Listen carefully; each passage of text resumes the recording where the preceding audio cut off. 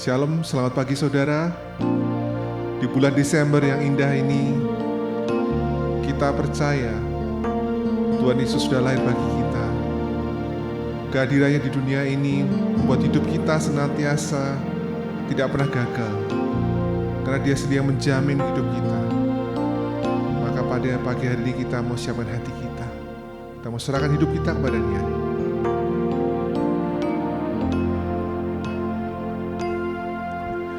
Ajarku mengerti saat jalanmu tak bisa kulihat, kau tetap setia. Ingatkanku lagi, hidupku ada di dalam tanganmu, rancanganmu Tuhan, indah dan mulia. Tuhan tak pernah gagal, sanggup buktikan janji setiamu untuk selamanya. Firman-Ku berkata, Tuhan tak pernah gagal.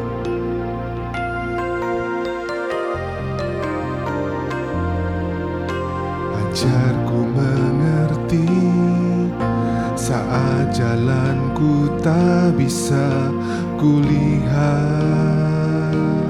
kau tetap setia.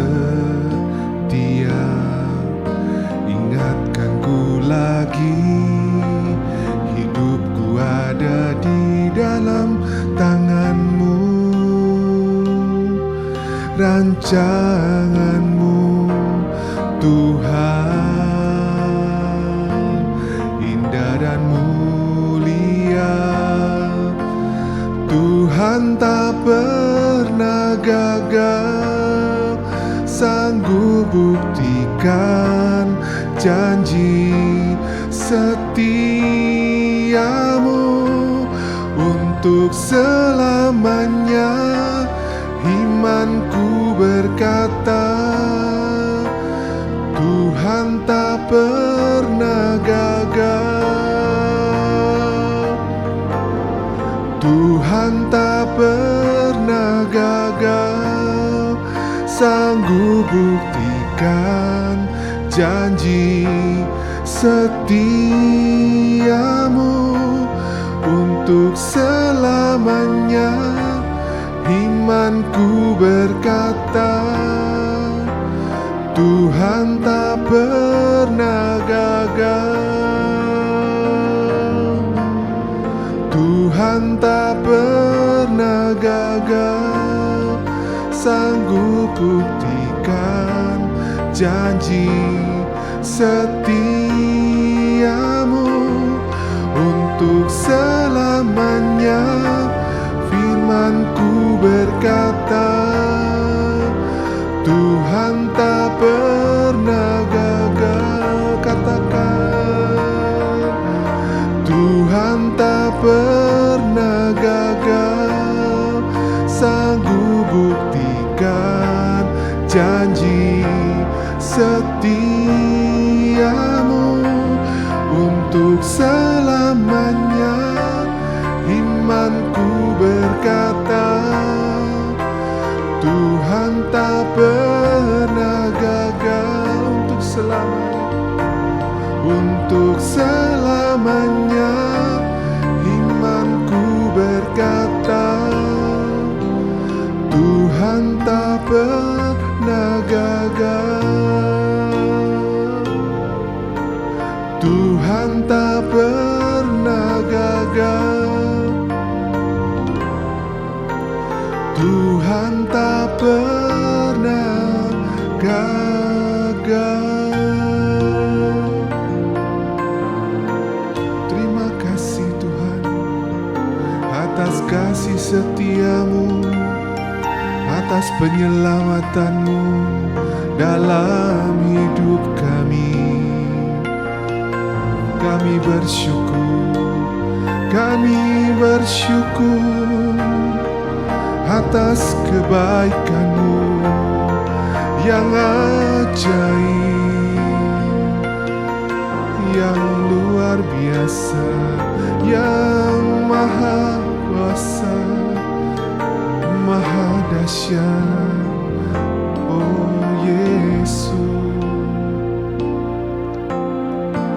kami bersyukur Tuhan atas rancangan-Mu yang besar dalam kehidupan kami, atas jalan-jalan-Mu yang tidak terselami dalam kehidupan kami. Ketika kami tidak sanggup melihat jalan-Mu, melihat jalan kami ya Tuhan, Kau tunjukkan jalan-Mu ya Tuhan, jalan-Mu yang di luar segala pemikiran kami Tuhan, tetapi Kau nyatakan itu dalam kehidupan kami ya Tuhan. Terima kasih ya Tuhan atas kasih setiamu yang begitu besar dalam kehidupan kami, yang Kau nyatakan dalam firman-Mu Tuhan. Ajar kami untuk selalu bersandar pada firman-Mu Tuhan, untuk selalu merenungkan firman-Mu Tuhan, sehingga menjadi benih yang baik dalam kehidupan kami ya Tuhan. Kau berkati yang menyampaikannya Tuhan pada pagi hari ini. Terima kasih Tuhan. Dalam nama-Mu Tuhan Yesus kami sudah berdoa. Haleluya. Amin. Shalom Bapak Ibu Saudara, kembali lagi doa pagi JKI Pondok Daud hari ini dengan tema yang masih sama, yaitu kerajaan Allah. Tetapi kalau saya boleh beri judul firman renungan saya pagi hari ini adalah hidup dalam kerajaan Allah. Kita menginginkan bahwa setiap kita itu hidup dalam kerajaan Allah. Kita langsung saja Bapak Ibu Saudara, kita buka dalam Kisah Para Rasul 1 ayat yang ketiga. Kepada mereka ia menunjukkan dirinya setelah penderitaannya selesai, dan dengan banyak tanda yang membuktikan bahwa ia hidup. Sebab selama 40 hari ia berulang-ulang menampakkan diri dan berbicara kepada mereka tentang kerajaan Allah. Bapak Ibu Saudara, kita bisa lihat dalam ayat ini bahwa selama 40 hari lamanya Tuhan Yesus itu berulang-ulang menampakkan diri kepada murid-muridnya Bapak Ibu. Dan yang selalu dibicarakan ketika Tuhan Yesus menampakkan diri 40 hari lamanya yaitu tentang kerajaan Allah. Berarti ada hal terpenting yang ada dalam pembicaraan itu, yaitu kerajaan Allah berarti suatu hal yang sangat penting Bapak Ibu. Jadi kalau hari ini seandainya seumpamanya bahwa Tuhan Yesus masih ada, kita ngobrol-ngobrol sama Tuhan Yesus, ngopi-ngopi bareng, bahkan kalau Tuhan Yesus diundang khotbah di dalam satu gereja seumpama, pasti yang dibicarakan hanya kerajaan Allah Bapak Ibu. Karena salah satunya Tuhan Yesus pasti berkhotbah tentang kerajaan Allah. Karena kenapa? Kerajaan Allah itu sangat penting Bapak Ibu. Kerajaan Allah bukan hanya sebuah agama, namun sebuah pemerintahan Allah yang ada di dalam kita, di antara kita, dan bersama dengan kita. Dan kekristenan yang sesungguhnya bukan sebuah agama saja, tetapi lebih dari itu, yaitu pemerintahan Allah di dalam kita, di antara kita, dan bersama-sama dengan kita Bapak Ibu. Tuhan tidak pernah merancangkan agama. Agama ada diciptakan setelah manusia jatuh di dalam dosa. Apa bedanya agama dan kerajaan Allah? Saya tulis di sini, fokus pembicaraan agama adalah bagaimana nanti kita mati bisa masuk surga. Agama apapun itu, pasti pembicaraannya adalah bagaimana orang mati dan masuk surga. Tetapi sedangkan fokus pembicaraan kerajaan Allah adalah bagaimana kita bisa hidup di bumi ini tapi seperti di surga. Konsep kerajaan Allah, itulah konsep kerajaan Allah Bapak Ibu Saudara. Jadi sesungguhnya apa yang paling berharga yang hilang dari manusia atau hilang dari kita Bapak Ibu, bukan surga, tetapi konsep kerajaan Allah dan pemerintahan Allah di dalam kehidupan kita, di antara kita dan bersama dengan kita. Kita buka dalam Matius 6 ayat 33, tetapi carilah dahulu kerajaan Allah dan kebenarannya, maka semuanya itu akan ditambahkan kepadamu. Ayat ini merupakan janji daripada Tuhan, jawaban dari setiap kebutuhan, jawaban dari setiap persoalan kita, bahwa ketika kita mencari kerajaan Allah atau pemerintahan Allah, maka semuanya akan ditambahkan kepada hidup kita. Hidup kita diurusin Tuhan, hidup kita diberkati Tuhan, hidup kita bisa menjadi berkat bahkan untuk orang lain. Kalau pemerintahan Allah ada di dalam kehidupan kita, maka kita harus mencari kerajaan Allah sampai kerajaan Allah itu ada di dalam kehidupan kita. Maka segala sesuatu akan Tuhan sediakan bagi kehidupan kita. Pertanyaannya adalah, bagaimana kita bisa hidup dalam kerajaan Allah? Kita harus mengizinkan Tuhan memerintah atas hidup kita, Bapak Ibu. Kerajaan Allah bisa kita alami ketika Tuhan Yesus yang memerintah dan pegang kendali penuh atas hidup kita, Bapak Ibu. Bahkan ketika kita mengizinkan Dia memerintah atas hidup kita, maka sesungguhnya kita menghadirkan kerajaan Allah di dalam kehidupan kita. Sesungguhnya kita menghadirkan kerajaan Allah di dalam kehidupan kita. Kita harus tahu bahwa sebenarnya di dunia ini ada dua kerajaan, Bapak Ibu. Yang pertama adalah kerajaan Allah. Ya, konsepnya bertolak belakang. Yang pertama adalah kerajaan Allah, yang kedua adalah kerajaan kegelapan.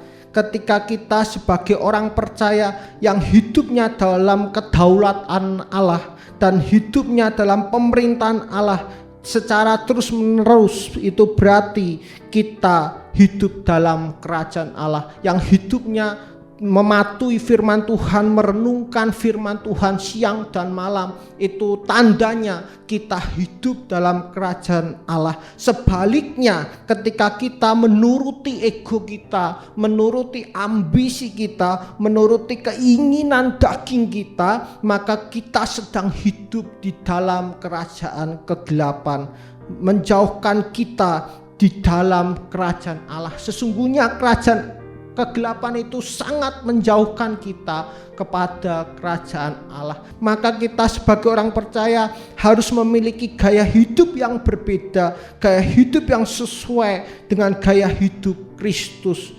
Dalam 1 Yohanes 2 ayat 6 di sana dikatakan, barang siapa mengatakan bahwa ia ada di dalam Dia, ia wajib hidup sama seperti Kristus telah hidup. Jadi tadi Bapak Ibu saya katakan bahwa kita harus hidup seperti Kristus hidup, memiliki gaya hidup Kristus di dalam kehidupan kita. Ayat di atas mengatakan bahwa ketika kita merasa bahwa kita di dalam Tuhan hidup kita, maka hidup kita seperti Kristus telah hidup, harus seperti Kristus telah hidup. Dengan apa sih kita bisa hidup seperti Kristus telah hidup? Dengan merenungkan firman Tuhan, dengan mengizinkan Tuhan hadir di dalam kehidupan kita, maka hidup kita akan semakin hari semakin diperbarui oleh firman-firman-Nya. Oleh ketika Kristus Roh Kudus ada di dalam kehidupan kita, maka hidup kita